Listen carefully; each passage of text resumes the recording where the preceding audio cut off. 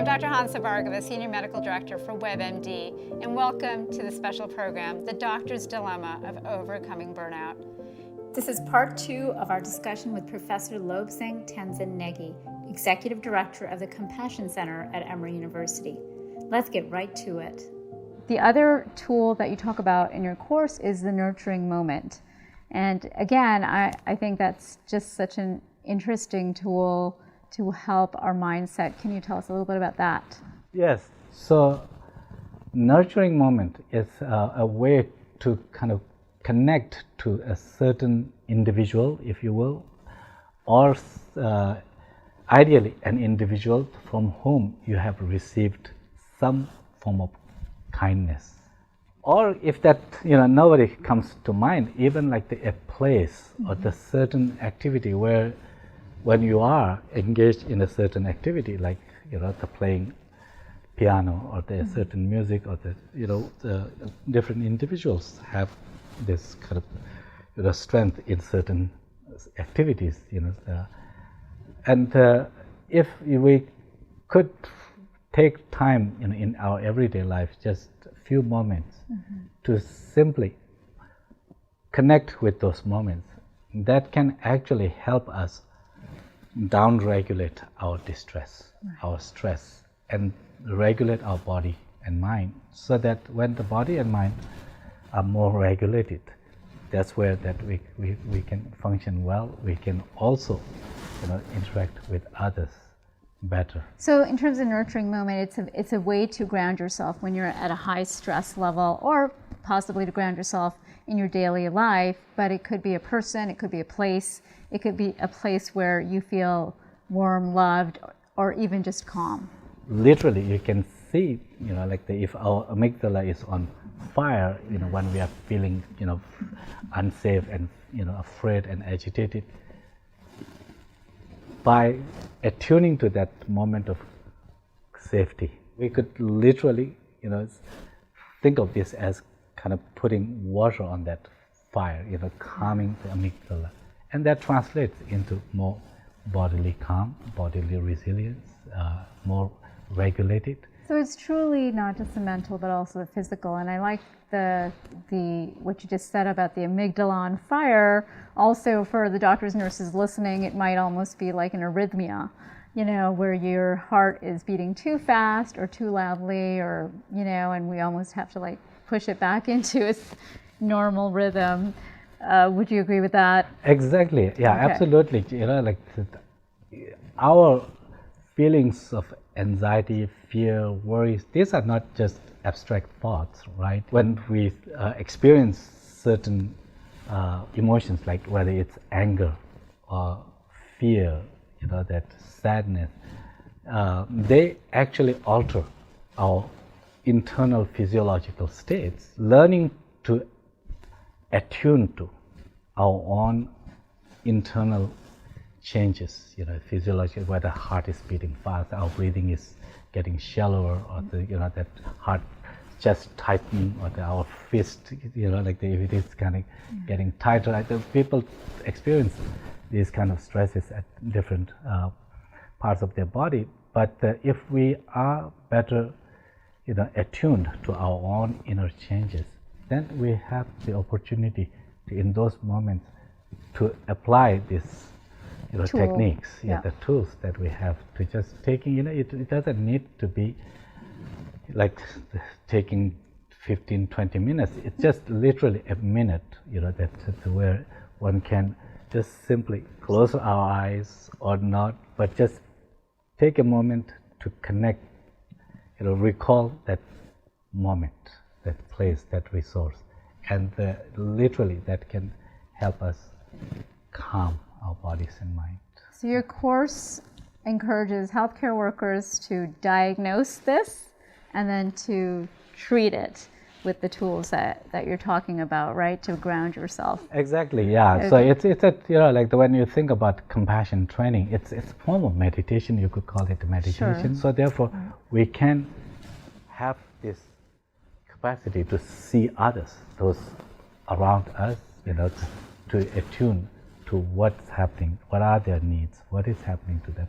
That's the other focus that leads to empathy. So for the empathy, actually, I'm glad you brought that up. That's the other very big part of your program that talks about kindness and empathy and how that can actually benefit the giver. Can you tell us a little bit about that? Yes, yeah, empathy can be understood at various levels. Just purely cognitive empathy has to do with perspective taking, right? When we talk about putting ourselves in someone's shoes, that's a cognitive aspect of empathy. But there's an affective aspect of empathy, the emotional part, where we resonate with someone's emotions, feelings. If someone is sad, we also resonate with that. We begin to feel sad if somebody is joyous and like that. But how do we enhance our capacity to connect with others with that a sense of warmth, right, sense of closeness, tenderness? That's what we needed, and that's where, for compassion, that if we attune to our common humanity, just like us, other people also have these deep aspirations to be safe, to be happy, to be free from suffering. That recognition is so important. Yeah. And on top of that, there is another part that is about interdependence, right, making visible how we are connected and dependent. Those two, I think, that are very important to.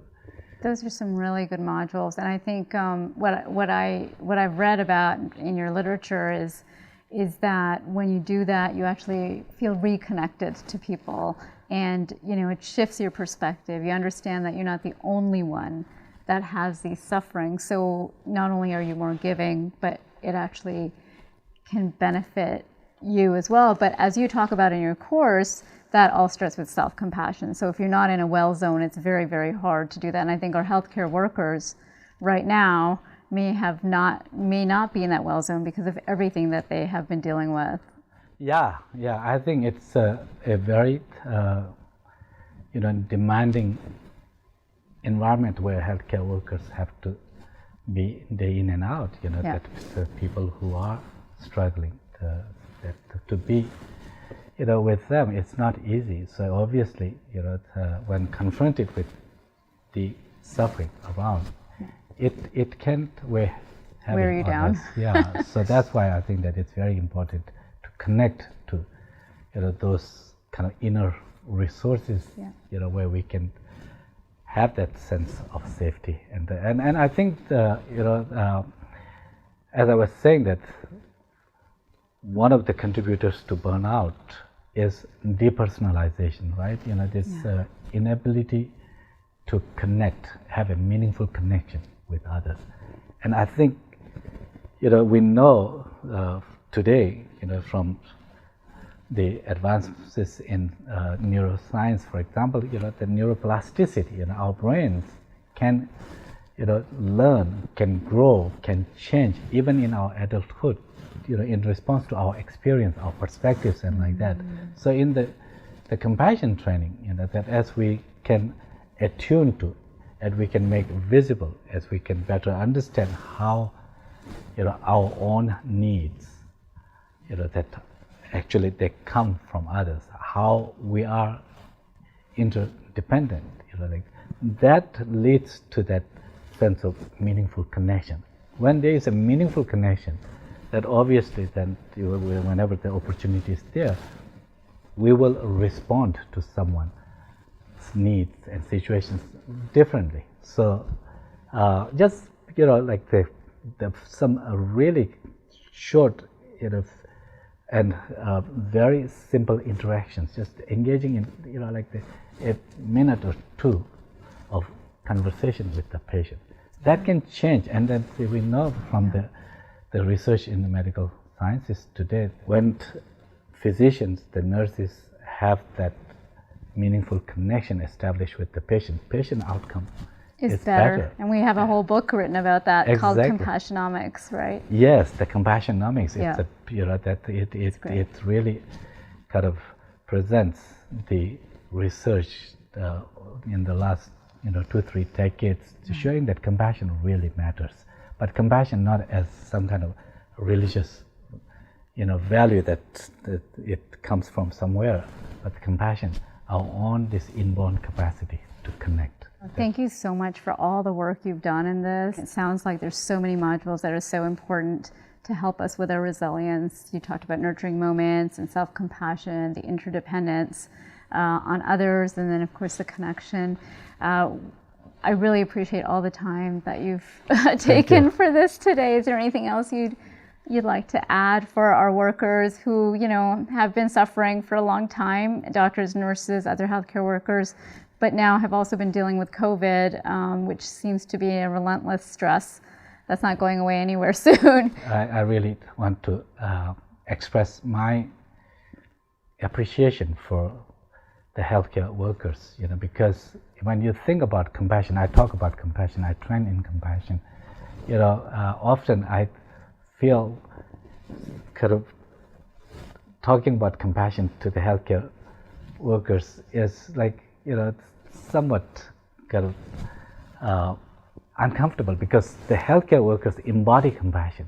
That's what led them to this field, and I really want to express my deep appreciation for people who have devoted their lives to taking care of those who are in need. But also I think it's important that healthcare providers, workers also be safe and healthy. So for that reason, I think that if taking few moments to really learn some of these tools, that it can be very helpful for yourself, but also to your patient, because it changes you. That if when you are more healthy, less anxious and like that, your interaction with the patient will be different. It will give certain confidence, but also that from the healthcare, when you are more relaxed, more calm, that you are more resilient, but also you make fewer mistakes also. Again, I think there's such a need for that now more than ever, and really appreciate all of the work, the research, the education that you've done in this, and of course the time you took today. So thank you so much, Dr. Negi, for being here. Thank you for having me.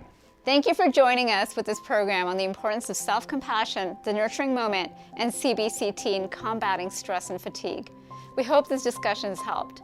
Our next episode will feature 2 guests who will tell us about how, in their high-paced careers, they avoided burnout. Doctors Alana Levine and Anthony Chang will speak with me about pivoting, growth, and changes that made their careers fulfilling. Be sure to watch.